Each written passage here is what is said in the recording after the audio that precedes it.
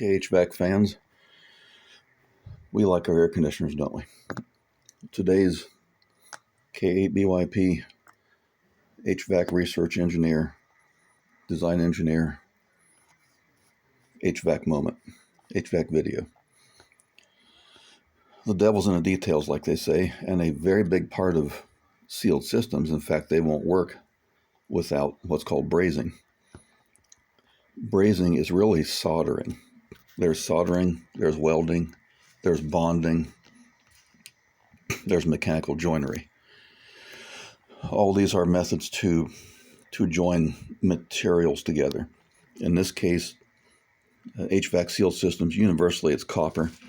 I think Train's spine fin coils are aluminum. But joinery, and the copper is universally joined by soldering. Brazing and soldering are the same thing. Brazing and soldering are different from welding in that brazing and soldering are done below the melting temperature of the material, which for copper is about 1300 degrees Fahrenheit, whereas welding is done above the melting point of the, let me use the term, base materials. I'm not sure if that's exactly correct, but that's the best I got at the moment. This is the capillary bulb from a Train XL14 indoor thermal expansion valve. It broke off right here because the unit was improperly assembled and the vibration cracked and broke that tube, and that was the end of the AC. Sealed system was fine. The TXV wouldn't open and cool. So my other videos show putting a brass T, coupling it to the end of the broken capillary tube, pressurizing, voila, the system works great. But it has no, that capillary line and that small 1/8 inch brass T don't have any capacity. So just for a reservoir of refrigerant to cover some extremely small leaks, I'm cleaning this original bulb up and I'll flush it out and I'll charge it with 410, put it back together with everything sealed, and charge it back to 150 psi. But the point of this video is that soldering cannot, I repeat, cannot be done on absolutely filthy copper like this. This copper is beyond, almost beyond soldering. Here, this cannot be soldered. The standard, if you will, for soldering this is what's done in the electrical and electronic world, especially in circuit board manufacturing and soldering wiring harnesses. See my other videos on soldering. Soldering with this copper is a chemical process, and the copper must be absolutely spotlessly clean. This bulb is contaminated very heavily with oxides. That surface is not copper. That surface is copper oxide. It is heavily contaminated with oxygen. That's what makes the old penny look. But look here on the end of that 0.109 capillary tube, it's very shiny. And that is because of Brasso. Do not ever try to put flux on something like that and solder it. It will not work. You'll think you got a good joint, but if you'll get a couple pieces of old tubing like this, maybe that have a fit together, and then solder them, braze them as you normally would, and then make a cut along the joint that's soldered and cut around and use pliers and peel that away. And you'll get to see inside just how horribly bad the solder work is. When this is fluxed, the pieces are put together, the solder is attempted to be put in between two pieces. The contaminants in the flux are trapped inside. They make voids, they make bug holes, they make passages. This thing will leak forever. Do not try to solder anything that looks like that until using Brasso to Brasso it up. I think it works. Yeah, it works on aluminum also. But I'll pause and work that for a bit. It has taken about 5 minutes and the ends of 6 Q-tips with Brasso and rubbed hard. Q-tips are bent. See that black? That's copper oxide, oxygen. My look at that shiny copper, that's ready to solder, isn't it? No. Chemical cleanliness is necessary. That must be pure copper. And if you think that surface is clean, look at the filth that came off of just rubbing a Q-tip on that supposedly clean surface. That surface is not yet clean. Any contaminants on a surface, when there's another copper tube over that, are trapped inside and are voids, not soldered, and a place for a refrigerant leak. And refrigerant molecules are very small. And here is the trash that came off that supposedly clean spot, that and that, with more Brasso. Do not fall for the myth of sanding or abrading that copper surface. What you can't see with the naked eye is that process, yes, it'll scrape the oxides off and embed them down in the surface where you can't see them and can't get to them. If you had a high-powered microscope, you could see it, but we can't see it with our eye. Purely clean, deoxidized copper is almost white in appearance. If you're looking at a strong light illuminating a pure copper surface, it's almost blinding. When the gross oxides are removed, pat that Brasso on the surface and let it work. Chemical reactions take time, especially if there's not much heat involved. If this is going to be soldering two pieces of copper tubing, the mating surfaces and the ends must be clean like this. And of course, you don't dare let these contaminants get inside, which will contaminate the sealed system and possibly plug up a filter. Never, ever, in any case, do what everybody in the HVAC world does, and it's universally wrong. Do not use a fuel torch unless it is a very carefully controlled, very low propane flame, and that's not great. The reason is that fuel torches, propane, oxyacetylene, oxy-MAP gas, a properly tuned propane flame, if I remember correctly, can go to 2,600 degrees Fahrenheit. That's twice the temperature needed to melt that copper, to utterly vaporize it. You may be fooled into thinking that torch is needed to heat the copper tubing because the copper is long tubing and it sucks the heat away. But that is wrong, because that local flame temperature where it's contacting that copper is extremely hot. That does several things. That causes bad oxidation. It burns contaminants onto the surface so they won't come off. And what is not obvious is that the extreme overheating overheats these long, thin cross-section tubes and distorts them mechanically. So when they heat up, they distort, and when they cool, they distort. And the first way to absolutely ruin a solder joint is to have it dirty. And the second way is to have the parts moving when the temperature crosses the eutectic range. That is, between where the solder is liquid and where it's solid. And that may be a span of 10 to 50 degrees or so. But those tubes that have been grossly overheated by using a torch will be mechanically deformed, especially they're usually long. We might be soldering tubes that are a foot or 2 feet long. And that guarantees that extreme overheating will result in that joint moving when it needs to be held perfectly still for the solder to set up correctly. See how shiny that electrical soldering work is? That's a little oxidized. But that is what any soldering or brazing should look like. And universally in the HVAC world, it looks horrible. It's brown, gray, because it's been grossly overheated.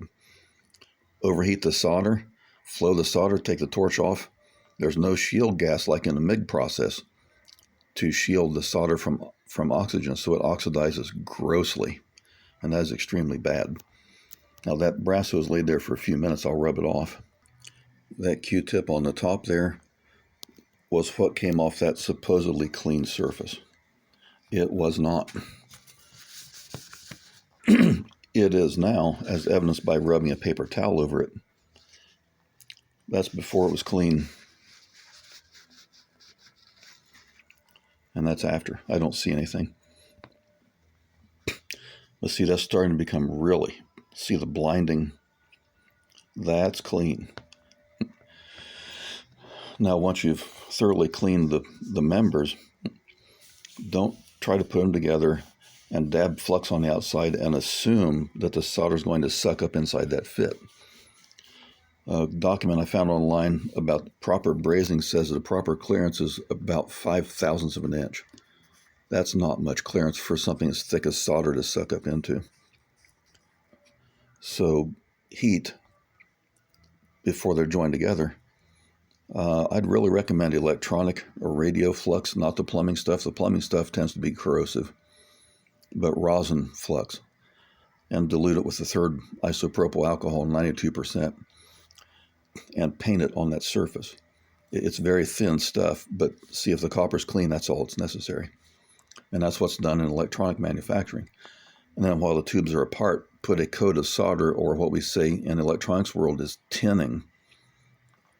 Tin refers to tin.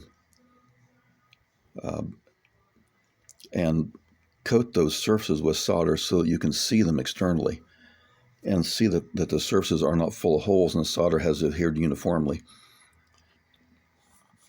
Heat the outside of that tube, or tin the outside of that tube, tin the inside of the mating tube. Let them cool, inspect, and clean. Then simply heat one or the other or both and slide them together. That guarantees the surfaces have a uniform coating of solder and that there aren't a bunch of contaminants from the filthy copper and flux down here inside the sealed system. And that last one is something we can't see unless we make test brazes and then cut them apart. And we can't do that on a sealed system. We got to braze it and leave it. If we can't use a fuel torch, at absolute best, you must use a spreader, a very wide soldering flame on a small propane torch. That's awfully hot. It's a spread wide flame. It's not concentrated. I watched one of the men I worked with in the early 80s that did sealed system work. Every second or third system he soldered, he'd blow holes in the copper because he was using an oxyacetylene torch. It was way too hot and would just vaporize the copper. Then he'd get in a panic and try to fill the holes in with silver solder. Completely wrong process. But at the hottest, use a small hardware store propane torch with a spreader tip. But what I'm going to solder this with is not a flame torch, and that's a fire hazard.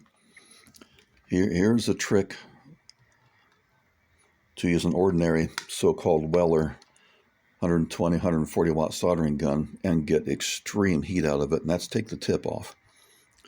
I've made thousands of solder joints with this on big ring terminals for electrical wiring. The ring terminal barrel gets hot within about half a second, enough to easily melt solder. By contacting it directly to the ends of these barrels, it gets extremely hot and really fast. Try that. If I were to push that against the end of that and push the button, that shiny patch would probably be ready to solder in about 3 seconds. It's going to get extremely hot. The problem with soldering copper tubing is that the copper is an extremely good heat conductor and transfers the heat away and it dissipates in the air. The answer is not a fuel torch. The answer is wrap non-combustible insulation around the copper to keep the heat in. The copper tube is a heat sink, but not if it's wrapped with flame retardant cloth, and that's available from fabric stores. Joann Fabric will have it. It's non-flammable drapery lining material. I've used it for welding. A welding spatter won't ignite it. It'll burn holes through it, but it won't burn. So wrap up the copper tubing. Don't use plastics; they'll melt. But wrap the seal system lines with insulation to keep the heat in, so it's not just immediately sucked away from where it's being soldered. But try this. It'll get, again, if you've tried these soldering guns with a tip on, that's only making a small fraction of the heat that's available from one of these. These can make a huge amount. So very important, see my other videos on soldering that explain the chemical process, because soldering is chemistry. And like welding, it has to be extremely clean. The saying in welding is spattering is not welding. Spattering means the surfaces are filthy. and the extremely hot metal is causing contaminants and moisture to explode, and that's what causes splatter or spatter, and that means a bad weld. Same with soldering, exactly the same process. So watch my other videos and learn to solder correctly, especially if you're in an industrial setting with a system that uses 100 pounds of refrigerant. One bad joint has 24 hours a day, 7 days a week to leak, and you don't need that. So happy soldering. And here's an example and proof of what I just told you. Here's the end of that process tube on this capillary bulb. See the nice shiny solder that stuck? I need to put a 0.125 compression ferrule and cap over that. So that's too much solder. I can just heat that and shake the excess solder off. That looks good, doesn't it? Well, turn it around and see where the leak will occur. Right there, where the copper was too completely filthy to have solder stick. And right there's where the leak will be. There's no solder along that channel. I can't get the phone any closer, but that's what it will look like up inside of a couple of pieces of dirty copper tubing that are attempted to be brazed together when they're filthy. And those are the voids that cause sealed system leaks.